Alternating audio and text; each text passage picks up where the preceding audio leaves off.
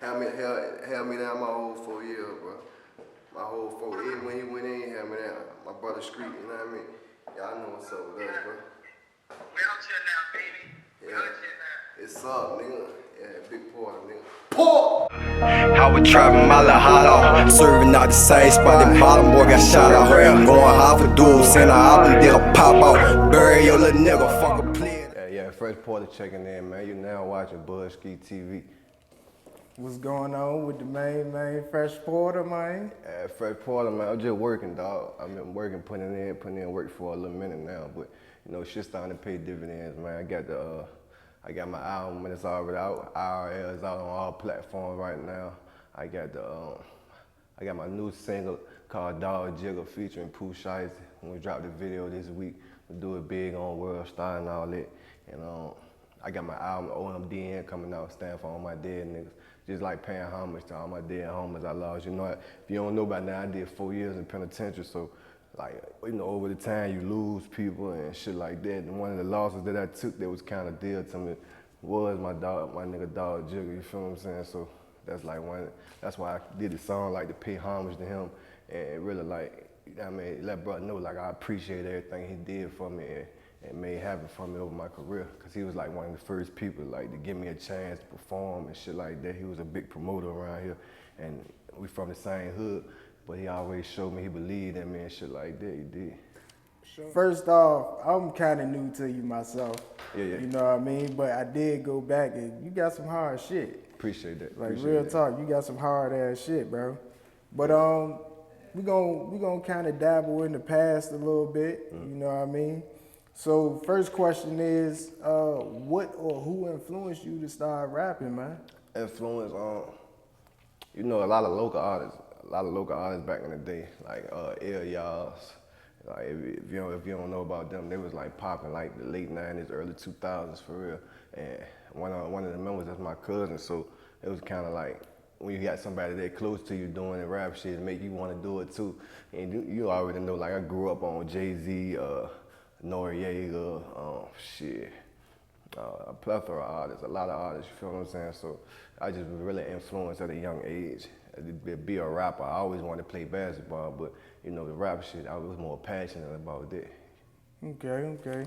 So, do you remember the first song you ever did? Yeah, I remember that shit, man. I was like 9, 10 years old. We used to, like my Aunt Pig, everybody used to go to her house and shit like like on the weekends and stuff like that. Like, and she had all the computers and shit like that. So my cousin Mark, we had a little microphone, John. They had this app on there called Sound Recorder. So we used to set the little mic up and record our first song. Man, that shit was so whack, dog.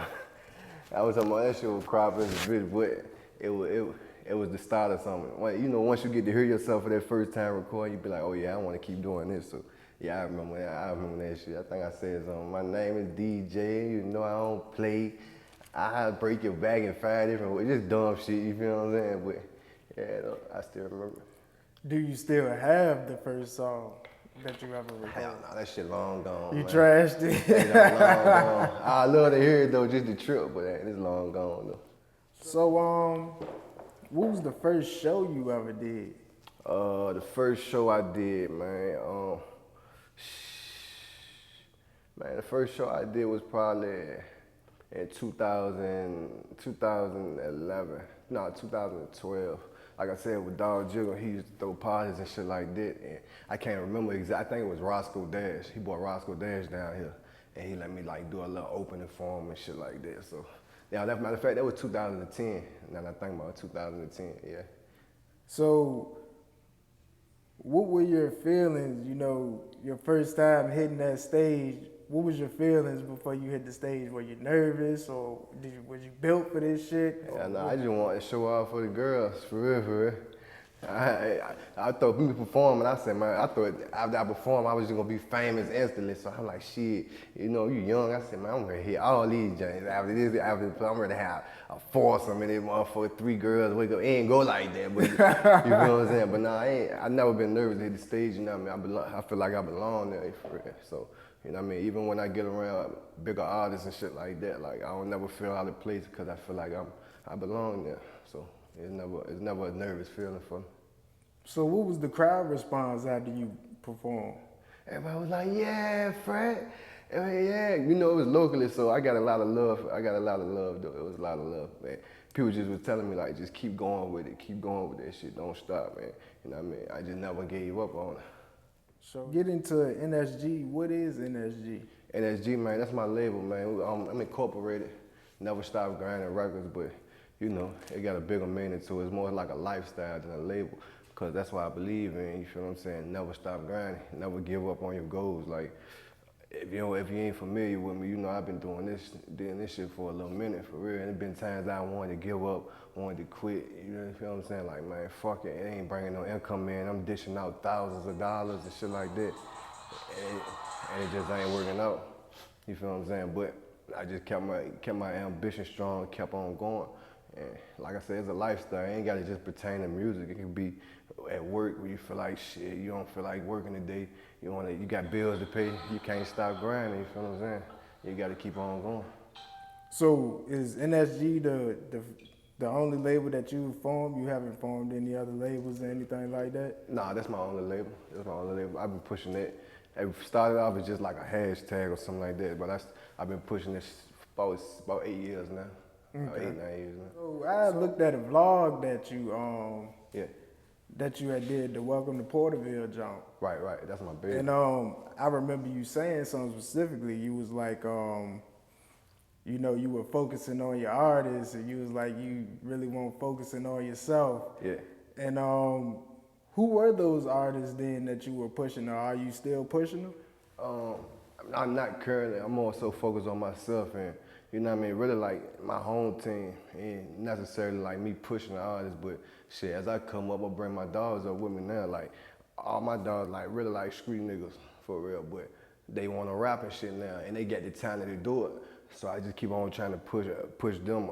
But you know, then I was like I said, man, I was dishing out a lot of money and shit and putting in some artists and shit like that, and it kind of like won't panning out how I wanted to. And you know what I mean, when I probably flew to LA like 20 times trying to work out a label deal and with entertainment lawyers and shit like that. And once I seen like the hunger of the shit and the steps you needed to take, it won't kind of like pan it out. But they like still friends to this day and shit like that. I just wanted to put more focus on myself, because I was like, shit, I got the talent to do it.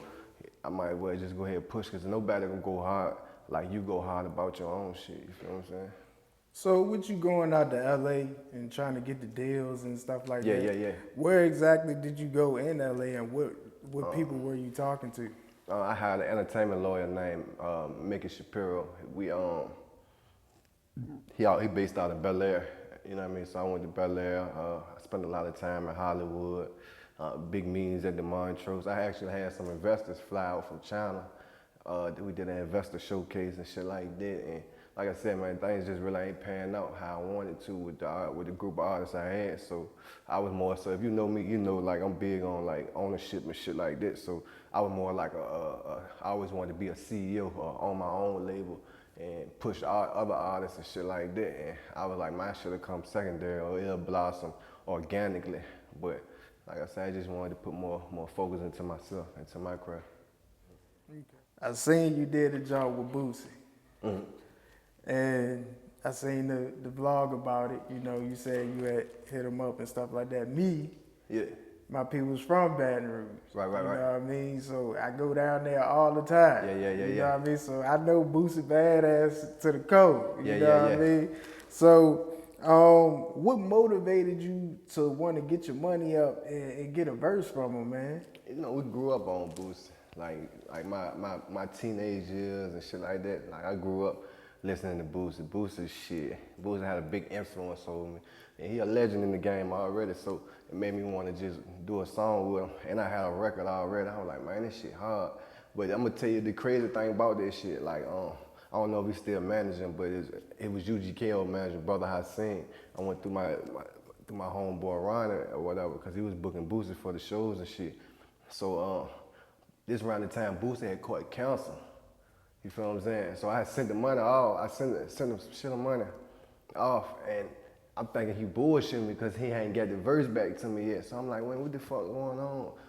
blase. So I'm kind of like jive bucking at her, saying like, nigga, you trying to trick me out my money and shit like that.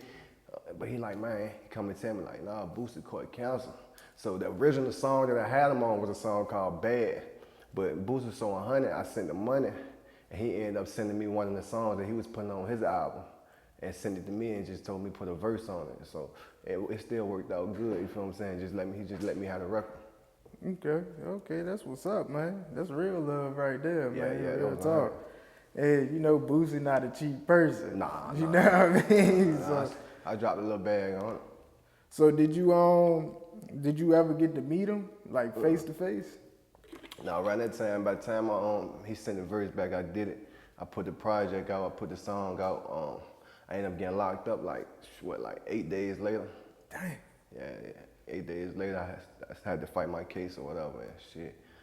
And the song kind of like, I still ain't even really put no push behind it. It's just sitting there. I know it's gonna, as I keep going, it's gonna keep growing organically. So I ain't really tripping. About that, how did you end up running into what'd you say, the manager? Oh, the manager. Yeah, how did you end up running into him? I did a showcase birthday bash. This was like 2014.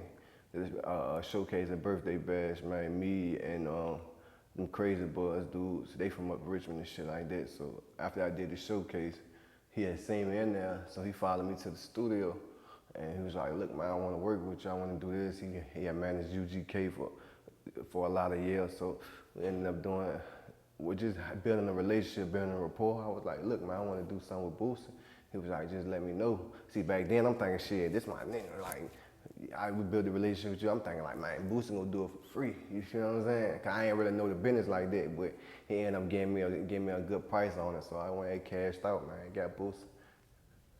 So how was all the homies feeling when they found out about that? Hit ignore, bro. I think they were more so hype about they was liking the Boosie, but they was a lot hype about the song I did with Dolph. Like I did a joint with Dolph too, and that was like a big deal. You feel what I'm saying? Like that was like a big deal because Boosie, he was at that time like Boosie still that nigga and shit like that, but you know he kind of was like at the back end of his career and shit like that. You feel what I'm saying? As far as with the music shit, cause he a great entrepreneur and shit like that. But Dolph was like the young nigga, hot popping at the time. So when I did the record with him, I really ain't even do it for me. I did it for my nigga Redhead. He an artist, he live in Atlanta now, but he was booming out west and shit like that. So Dolph just came into town, and I was like, look, man, like, what you want to do, bro? Like, what? He was like, man, let's do a song with Dolph. He was like, all right, let's do it. I was like, shit, put the hook and all that together, man. Goddamn, we're gonna go to the studio and do it. And that's what we did. We came here, cash butt out, shit, we knocked it out. I ain't even heard that yet, the song with Dolph. Yeah. It's out now on all platforms called Bitch I Got It. Sure enough, I'm gonna listen to that for sure. Talking a little bit about your troubles, yeah. You know what I mean?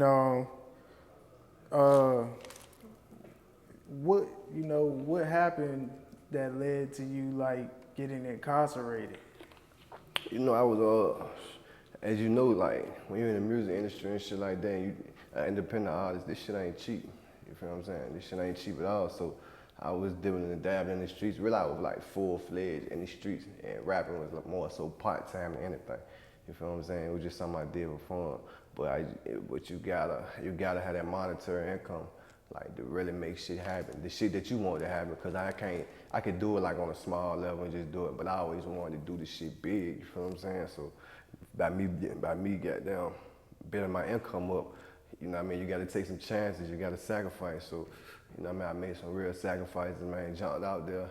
And I made a lot of shit happen, but at the same time, I was digging myself in a deeper hole. All the while I was doing that shit, I was on the run. Had some indictments. I had some indictments in Colonial Heights, some crack cocaine indictments. But back then, I was kind of like selling weed and shit like that, and I ended up getting popped with a lot of pounds of weed and shit like that. And it was just a crazy situation, man. A lot of crosses got through. I mean, you feel what I'm saying? But I stood 10 toes on it, you feel what I'm saying? I made it out my situation. So can you share the details with us about the day that you got arrested? Man, that shit was so crazy, dog. like I said, man, I had just dropped the mixtape, man, called Everything Was Necessary. I had just dropped the mixtape. I dropped the song with Boosie. Man, I did like 2 million on World Star. And it was just like, I'm like right now, I had just left Miami, matter of fact. So I get back up from Miami. So shit, I take the flight over there to wherever I was going to make some shit happen or whatever. So when I get back, man, I'm talking big boy shit on the ride home. Like, yeah, nigga, I'm like Boston George with this shit, street legend, all that crazy ass shit. You feel what I'm saying? But I wasn't humble. I was so cocky and shit like that. Came back to bite me on the ass, man. I went home, man, went to sleep. I say, man, by the next morning, police was at my door. And it's so crazy because I ended up getting away. You feel what I'm saying? I seen them at the door. I had a camera by my bed, so I'm watching them through the bed and shit, from the bed or whatever. So I seen them coming up in that bitch.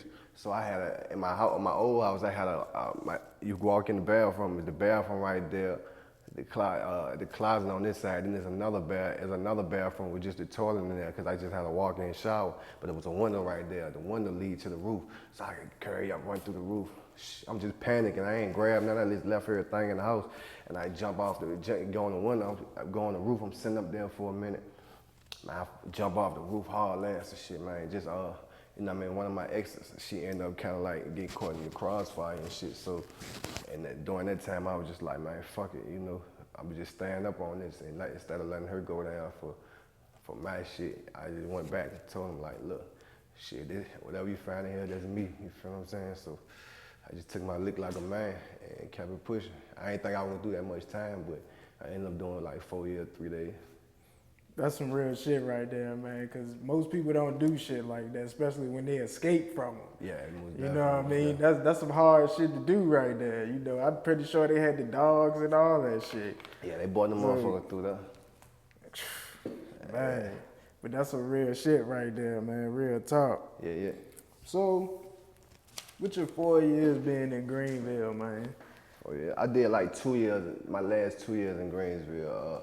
I started off at Riverside while I was fighting my cases and shit like that. Mm-hmm. So I'm at Riverside for like, matter of fact, I started off in Chesterfield, because that's where my case was at. Started at Chesterfield, they came in there for like a month and a half. Then they sent me to Greensville. They sent me to Riverside. So I did probably like 7 months in Riverside till my case was over. I got convicted, I pleaded out. And then they sent me to Western Virginia Regional Jail, which is in Roanoke. Mm-hmm. I had a robbery charge from back in the day that I was on papers for, so I just went there for like my violation time. They held me there for like probably close to a year, almost a year, something like that. I actually I almost got caught with a cell phone when I was at Riverside.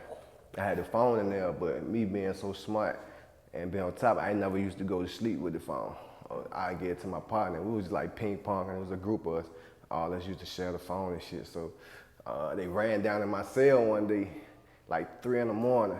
Whole time the person next to me, the cell next to me, he was holding the phone down. So they come in there, they looking for the phone and shit. So I'm like, shit, I ain't got no phone, bro. I don't know what's up. You feel what I'm saying? I don't know nothing about no phone and shit like that. So they take me out or whatever. They take me to the gym and shit like that. So I'm at the gym, and they bringing everybody out because they ready to search the pod. So I'm up there. I can see them from the gym to the fucking the outside rec jump where they was at. So I'm telling them like doing like this, like flush the phone down the toilet, flush that bitch down the toilet. So they like, all right, we flush it. But I guess they wanted to keep the phone. So I guess wherever they tried to hide the shit at, they ended up finding the phone and shit like that. But they didn't find it on my person, so they couldn't charge me with shit. But I think the sergeant name was McDougal or something like that. He came to me and was like, look, man, I don't know what you doing, but I know that was your phone. You got too much influence over my officers or whatever, so we can go ahead and get you up out of here. And they ended up shipping me down to Roanoke. And then I did my time there, and then they sent me to Greensville for like my last 2 years. Okay. Did you fall into any situations while you were locked up, man? Yeah, I got into some shit. Like I said, bro, I was into a whole lot of shit, you feel what I'm saying? Like a whole lot of the wrong shit for real, you know what I mean? Catching charges, bullshitting. Like I said, I had the cell phone in there. I was in there hustling, trying to do shit for my kids and shit when their birthdays coming up, or just I had to keep calling home all the time, keep asking for money and shit, cause by the end the money had ran out, I'm keeping a band, which niggas can talk all this shit, that's and that about you, have this much money, man. When you behind that wall, bro, and you doing them years, man, money go fast, man. Money go fast, for real.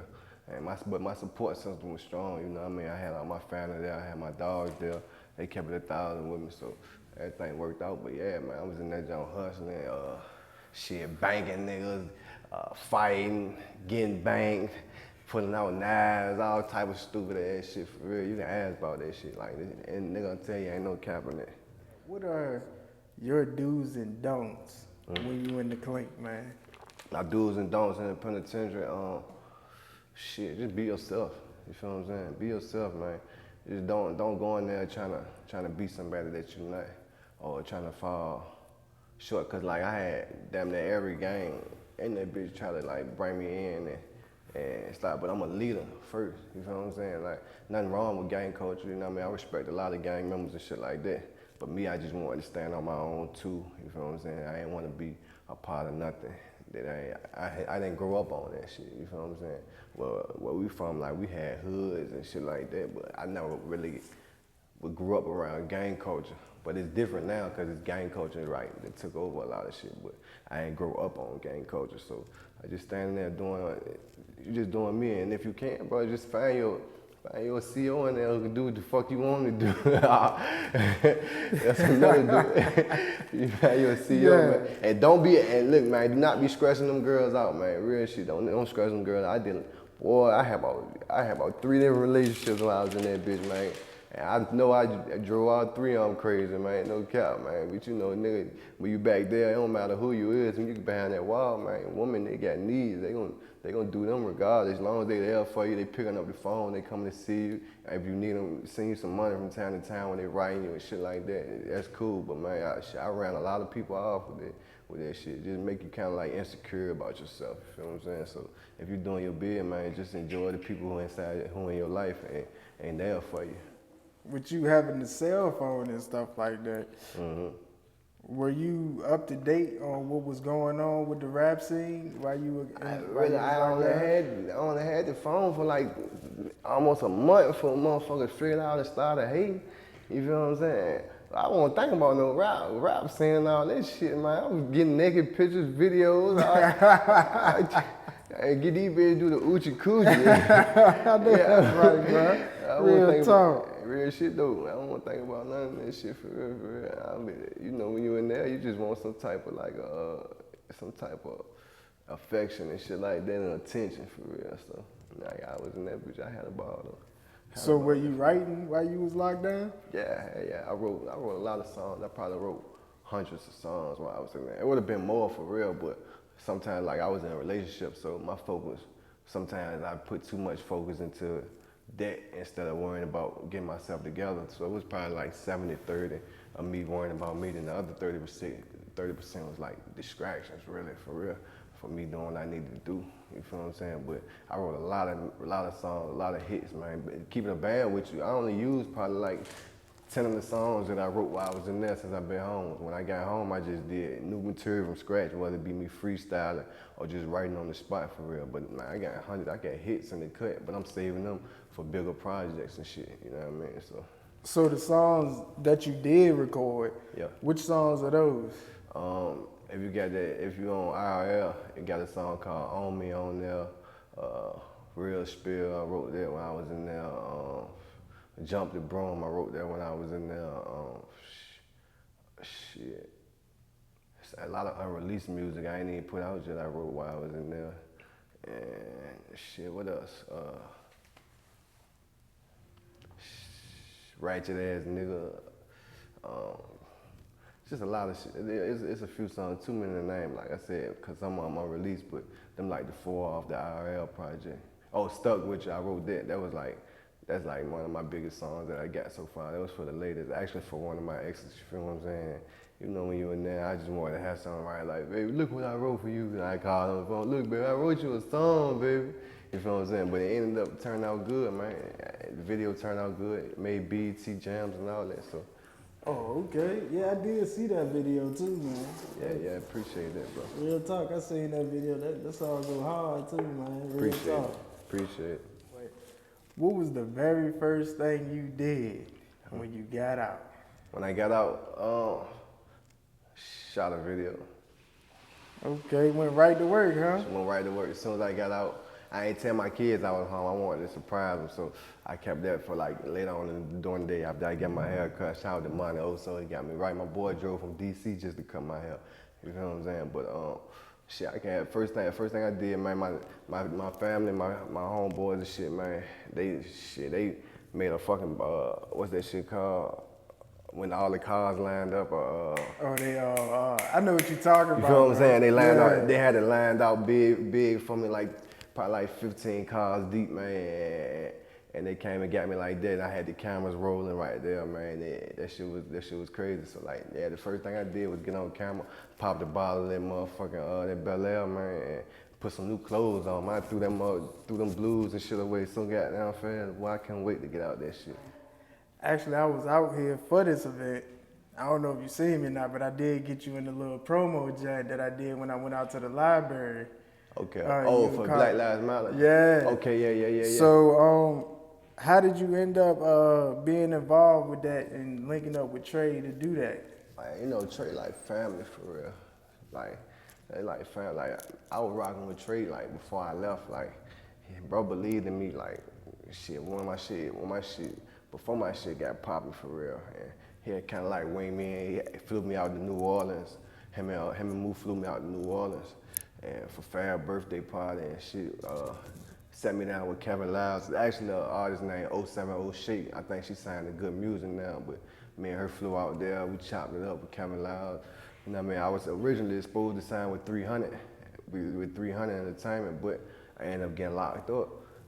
You feel what I'm saying? So a lot of times, like labels and shit like that, you gotta be reliable. They gotta know that you're gonna be free to make the music. Like all the locked up shit, it sound cool when you're a rapper and shit like that. It boosts your little,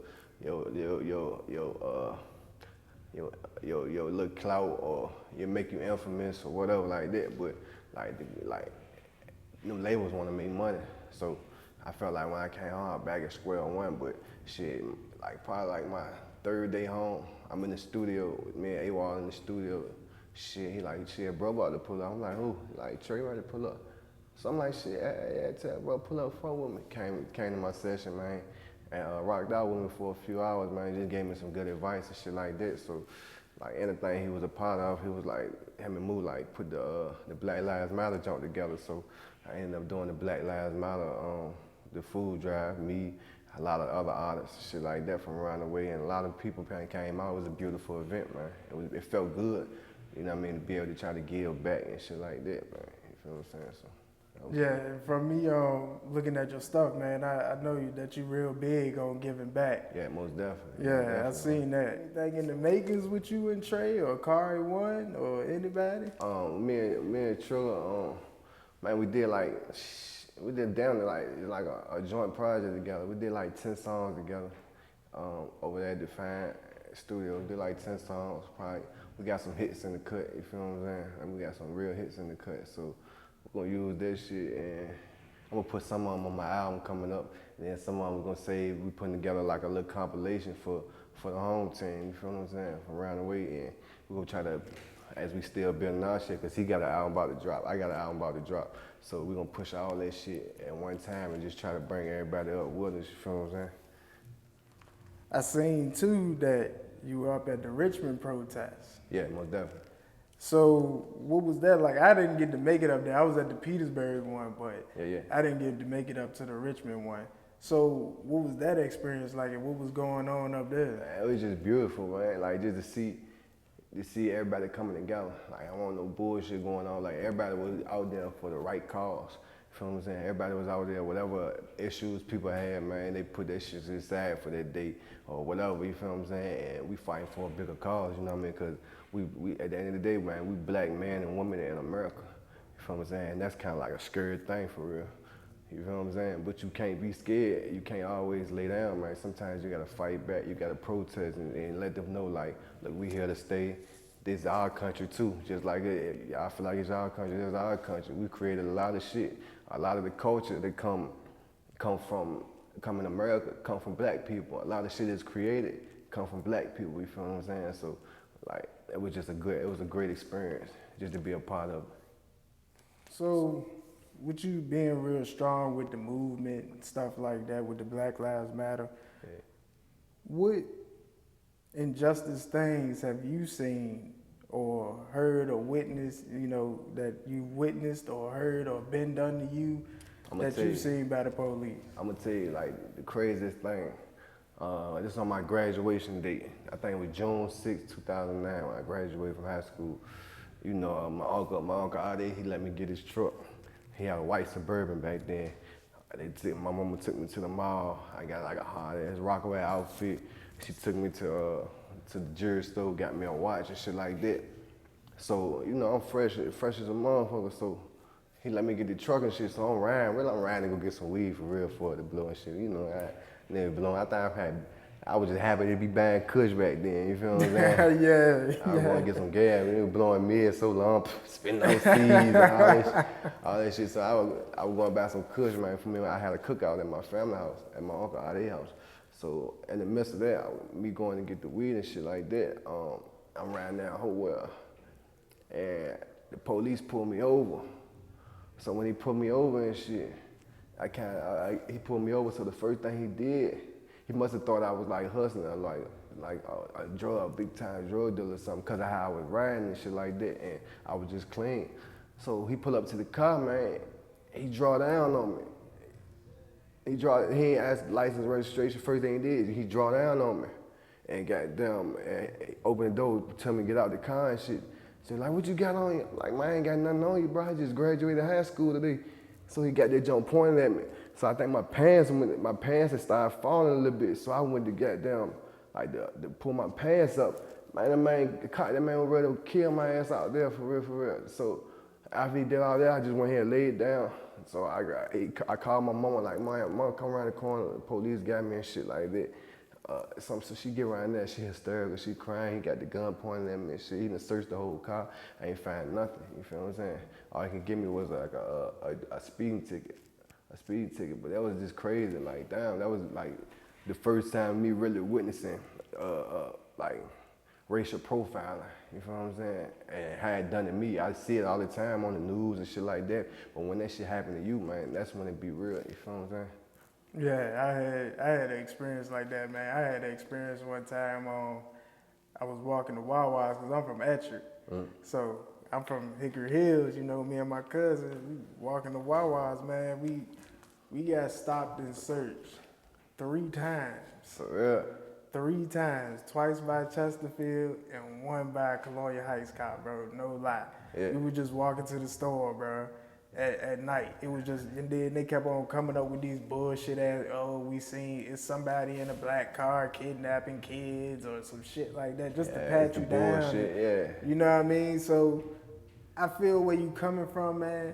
Yeah. And another thing, I feel that you're doing that too because we looking out for the future. We don't want our kids to go through that same thing. Exactly, you know what I mean? Because like it's really shitty I got a son. I got a black son. You feel what I'm saying? My son 8 years old.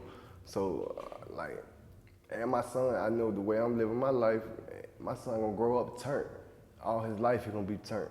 You feel what I'm saying? All his life he gonna be fly. He gonna have all the ladies and shit, cause that's just how I want to do for mine. You feel what I'm saying? And if I got the basis to make it happen, I'm gonna always make that happen for them. There ain't no limit that I won't go for my kids. So he gotta grow up like that, young and turned and shit like that. So I gotta teach him now on how to talk to the police and what to say, what not to say, and shit like that. And it shouldn't even be like that. The police should be there to protect and serve. You feel what I'm saying? Protect and serve, but I gotta almost put in his head like they are an enemy instead of that. You feel what I'm saying? So obviously, your parents, they actually sat down, because every black kid go through this. Every black male, I don't care who you are, bro. Yeah. Your parents are gonna sit you down one day and explain to you about these cops. Yeah. My dad did that early. He did that early for me. You know, my dad a legend in the streets. You know what I mean? So he was just telling me like all his trials and tribulations and shit he went through, and people set him up, all type of shit. And how he fought his case. He lost his case because people lied on him. They really ain't had no evidence and shit like that, but he still lost because it was his word against that person's word, and he had to go to penitentiary. He did 4 years too, so it was like crazy that I went and did 4 years, because it's like damn, the cycle repeating itself. Now it's my job to make sure that my son don't do 4 years, so his son don't do 4 years. You feel what I'm saying? Yeah. Back to the music tip. Yeah. You dropped that joint 1 week ago, that exciting. Exciting, yeah. You know what I mean? That's my shit, bro. I've been banging the fuck out that joint, bro. Man. Like real talk. Me and my nigga Bonds the GOAT. Like Yeah. Bonds coming up strong too. Like we had a show in Raleigh last night, Raleigh, North Carolina, man. We turned that bitch up, man. We turned it up. But yeah, that song right there, man, we keep it crazy. Like we did that song in like 20 minutes. A-Wall did the beat. He came in there, did the beat. Trey helped us with like a couple of like the concept of the song. Man, we went and knocked that bitch out 20 minutes straight, bro. It was So how did the relationship with you and Boz end up coming along? Or did y'all already know each other? Yeah. Man, me and Boz used to be, man, we used to have like a click house, a car wine house. Me and Boz, Car, all us used to be together every day. Me and Car stayed right across the street from each other. So I used to go, he had a recording studio in there. So I used to go in his house every single day. Back then, Boz wasn't rapping. Boz was just doing his little thing in the streets. I mean, young fly nigga and shit like that. You know what I'm saying? But we always wanted brother to rap. You know what I'm saying? So I get locked up. I come home, nigga, like, boy, Boz just went to the dentist, spent 20 on his teeth and shit like that. I was like, what, he rapping this shit now? Nigga, like, yeah. I like, on your life.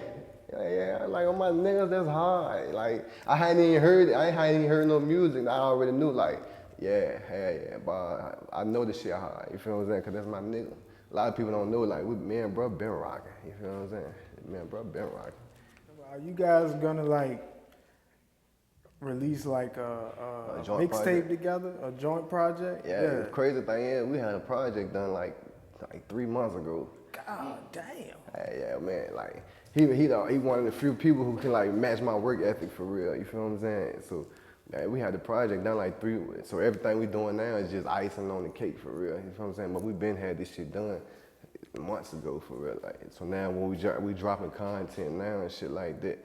Like, yeah, so it's just working itself out now. But yeah, we definitely gonna drop. I'm focused on my album. His album about to drop. We got big features from major artists and shit like that. So we doing our own thing. Then when we drop our shit together, all that gonna come together collectively and be something huge where we can cross promote with his fans and can mesh with my fans and shit like that. And we make it happen like that. So what big artists are you gonna have on yours? So far, like I said, I got Dog Jigger featuring Pooh Shiesty, and Trey Songz, really. You feel what I'm saying? Them are only like 2 major artists I got on there, cause more so, all the money that I put in the features and shit like that. Keep it a band, Trey did all that shit with me for free. He ain't charged me nothing, you feel what I'm saying?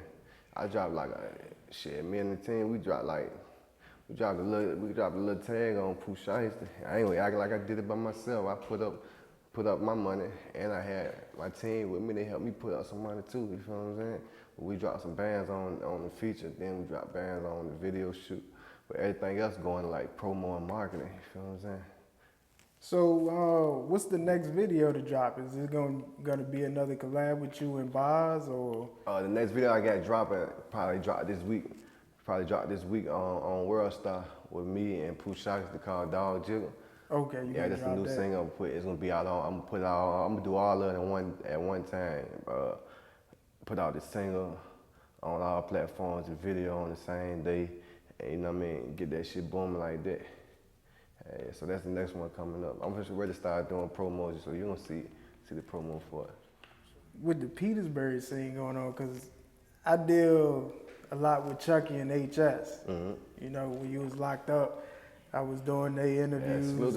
Yeah, sure enough, man. R.I.P. to Killer, man. Yeah, real Killer. Talk. Man, Killer's so talented, bro. Like, that shit blow me every day. Yeah, that hurt me, man, because that boy is talented. That shit blew me, bro. Like, real shit, though. But thankfully, you know, I got to meet the man and chop it up with him. You know, AJ's like them, like my niggas, like. Yeah, I seen Chucky and Killer was in one of your videos.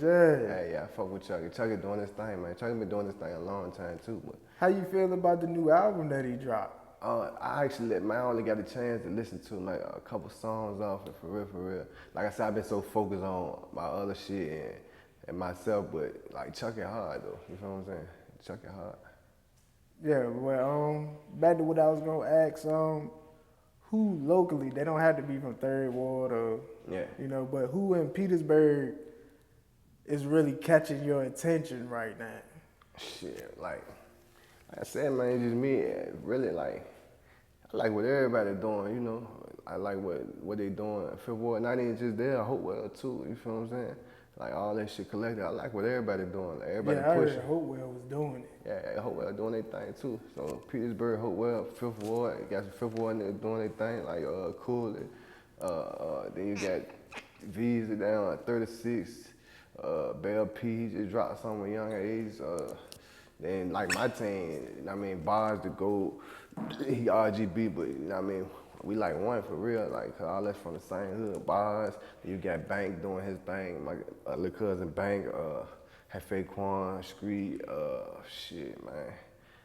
Pull Up, shit, I got my nigga Bear, he driving hard shit, Dre Brown, just really like everybody, like our whole little thing coming together for real, you feel what I'm saying? That shit coming together. If I forgot to name somebody, but you know what I mean? Like, y'all know what's up. Top, what's up, nigga?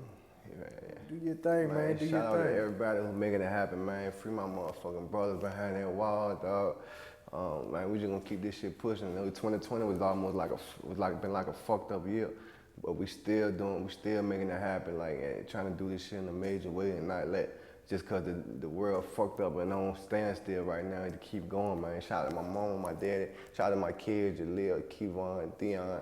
I love y'all who I do this shit for, man. Shout out to the whole city of Petersburg, man, who been supporting me. Man, everybody who been making shit happen and supporting me from day one, man. Even though I did this time, and y'all stayed down with me, kept my records in the club. Shout out to the DJs, Steezy. Shout out to fucking DJ Foot, Sleep.